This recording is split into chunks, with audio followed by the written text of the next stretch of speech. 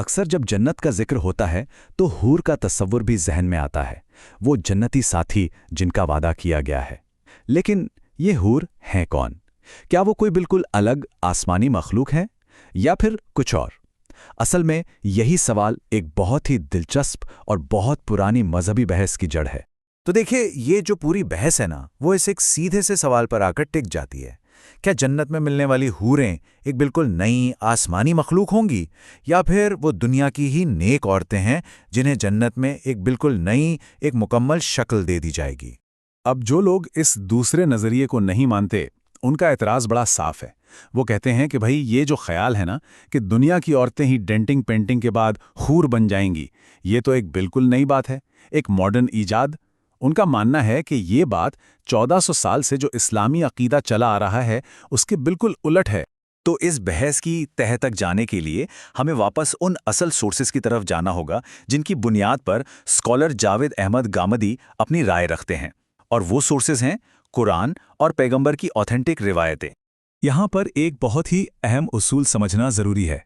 देखिए, कुरान जब भी आखिरत की चीज़ों की बात करता है, जैसे जन्नत, तो वो अक्सर मिसालों का सहारा लेता है।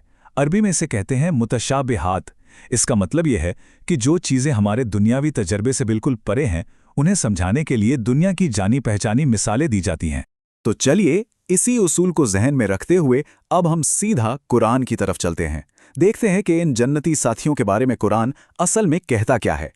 और ये बात शायद बहुतों के लिए हैरानी की हो कि पूरे कुरान में जन्नत की औरतों का जिक्र सिर्फ और सिर्फ 8 जगह पर आया है। जी हाँ, सिर्फ 8।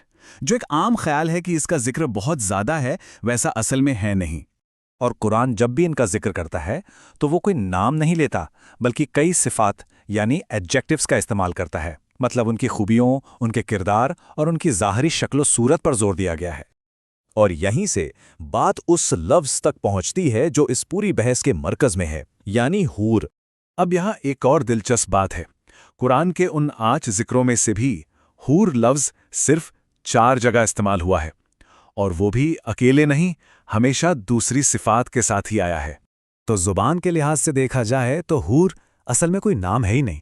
ये एक सिफत है, एक एडजेक्टिव, जिसका मतलब होता है गोरे रंग वालियाँ।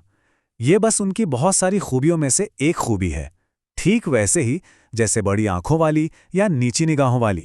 और ये कोई आज की नई तहकीक नहीं है, ऐसा नहीं है। बहुत पुराने और माने हुए ट्रांसलेटर्स भी इस बात को ऐसे ही समझते थे। मिसाल के तौर पर उर्दू तर्जुमे के बानियों में से एक शाह अब्दुल कादिर साहब ने अपने तर्जुमे में हूर लफ्ज़ इस्तेमाल ही नहीं किया। उन्होंने इसका सीधा मतलब लिखा गोरियां।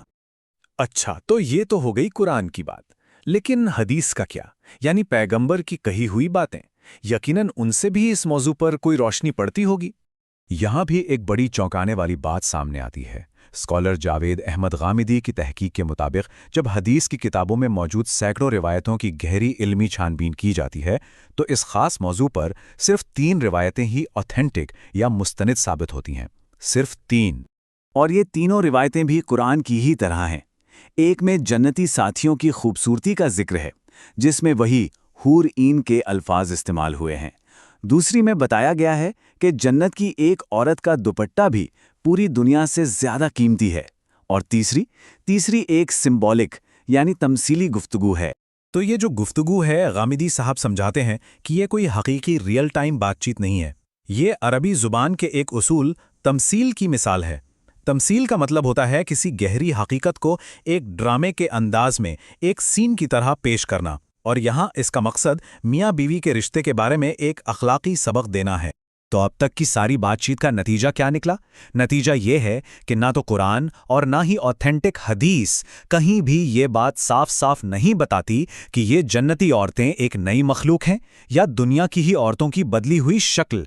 और ये जो एक कह लीजिए खाली जगह है, ये कोई आज की पैदावार नहीं है।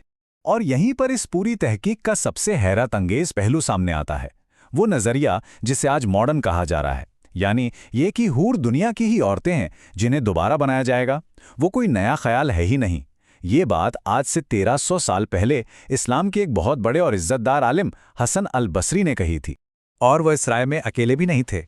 उस दौर में इस मौजू पर बाकायदा बहस होती थी। جی ہاں، انہوں نے پیغمبر کے ایک مشہور صحابی حضرت ابو ہریرہ جیسے بڑے عالم سے اس نقطے پر بحث کی تھی۔ اس سے ایک بات تو بالکل صاف ہو جاتی ہے، یہ اختلاف، یہ ڈس ایگریمنٹ کوئی آج کا نہیں ہے، بلکہ یہ اتنا ہی پرانا ہے جتنی خود اسلامی علمی روایت۔ تو یہ جو اتنی پرانی بحث ہے، یہ ہمیں مذہب اور روایت کے بارے میں ایک بنیادی سوال پر سوچنے پر مجبور کرتی ہے کہ جب دین کے اصل سورسز یعنی قرآن اور حدیث کسی معاملے میں تشریح کی، انٹرپریٹیشن کی گنجائش چھوڑتے ہیں تو پھر کیا ہوتا ہے؟ ہوتا یہ ہے کہ بڑے اور بااثر علماء کے نظریات صدیوں تک ایک روایت کو شکل دے دیتے ہیں، اور کبھی کبھی ایک رائے اتنی عام ہو جاتی ہے کہ وہ اکلوتی اور حقیقی رائے لگنے لگتی ہے۔ یہ ہمیں یاد دلاتا ہے کہ مذہبی سمجھ ہمیشہ انٹرپریٹیشن پر منحصر ہوتی ہے، اور ایک ہی ٹیکسٹ کو پڑھنے والے مخلص لوگ بھی الگ الگ نتیجوں پر پہنچ سکتے ہیں۔